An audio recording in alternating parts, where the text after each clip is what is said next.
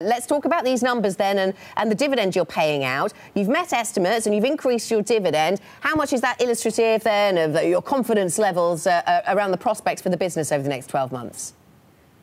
Well, we are very confident. We had a very strong end to 2017 and we've come into 2018 very positively as well. So we're confident our business and the whole industry we are in is becoming more and more mainstream, more and more popular. So we're positive in our outlook.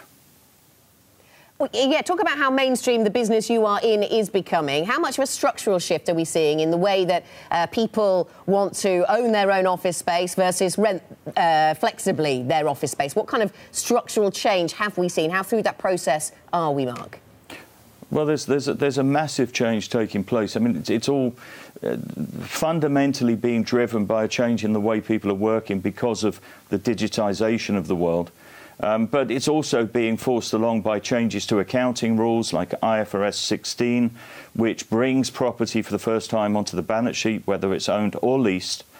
So a lot of companies are looking at outsourcing. They're looking at getting more flexibility into how they support their people with office space. And we're the world leader in providing large outsourced solutions on a nationwide basis to mid-sized, large-sized companies.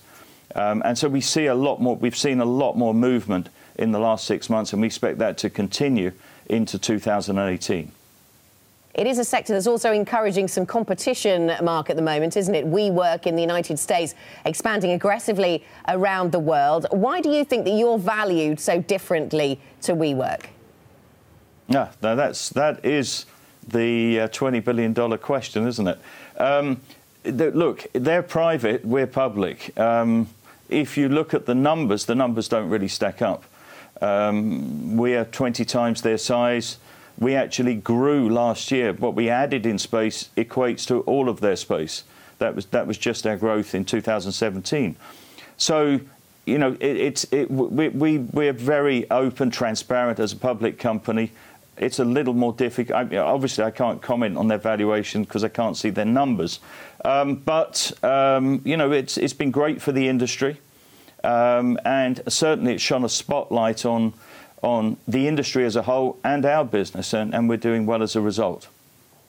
You obviously can't comment on what they do, Mark, but and you welcome the competition, I hear. But is there anything you see that they do that you think you need to copy, or is IWG ploughing its own furrow? Well, we do exactly what they do. We actually do more than they do because we have actually 6 brands. So we have huge scope, but we also have different brands that are catering to different parts of the market. What's happening as the market grows, as it becomes more mainstream, so, you know, customers become more sophisticated and they don't all want the same thing. So WeWork's segment of the market is in co-work. It's a co-work, high design segment. We also have a fast-growing brand called Spaces that does exactly what WeWork does. But we also have other brands that hit the budget end of the market, the higher end of the market, and the more formal end of the market. So, you know, this is a multi-brand activity. It's just the same as hotels. You know, hotel guests look for something different. Companies look for different things. And it's the same when companies are looking to support their office workers in a flexible way. And clearly IWG has attracted the attention of some bid interest recently. We know what happened with Brookfield and Onyx. Why did talks not progress with Brookfield and Onyx, Mark? Was it all about the price? Look, we're very flattered to have received the approach from Brookfield and Onyx. It was an approach that didn't go anywhere. So it did not get to diligence. And, you know, the board were not able to agree terms to move to diligence. So, you know, flattered in the offer. And, it is a reflection of how attractive the whole sector's become. And, you know, we have the largest platform in the sector. So, you know, it's an attractive proposition. You recently, though, well, at the end of last year, and perhaps you've turned a corner since, there was a profit warning in connection with the legacy London portfolio, Mark. How is that performing now? Is there a danger of oversupply on that particular part of your business? Looking back on it, as we said at the time, look, it could have been a timing difference. It was a bit of a speed bump. It happens when you're growing a business rapidly as we are. Wasn't just about London. It was a combination of London, earthquakes hitting two big markets, and hurricanes hitting the United States.